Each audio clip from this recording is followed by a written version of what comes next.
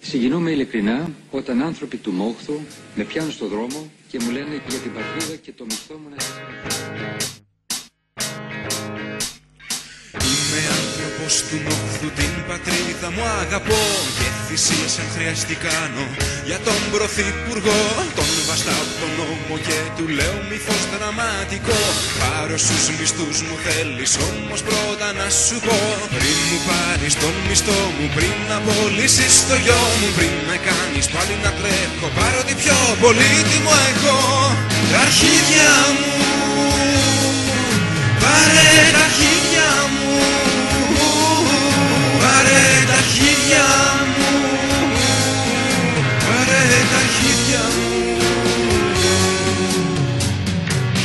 Συγκινούμε ειλικρινά όταν άνθρωποι του Μόχθου με πιάνουν στο δρόμο και μου λένε για την πατρίδα και το μισθό μου να θυσιάσω.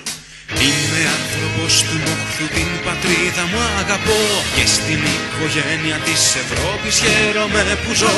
Με χαμόγελο γνέφω στα μέτρα καταφατικά, με χαρά θα παραδώσω τα δικαιώματα μου, αλλά πριν μου κόψεις τις συντάξεις, πριν καταργήσεις τις συμβάσεις, τα ταμεία πριν κουμαντάρεις, πάρε ζάρια να τσοκάρεις τα αρχίδια μου. Πάρε καμίσου, πάρε τα αρχίδια μου, πολιτική σου, πάρε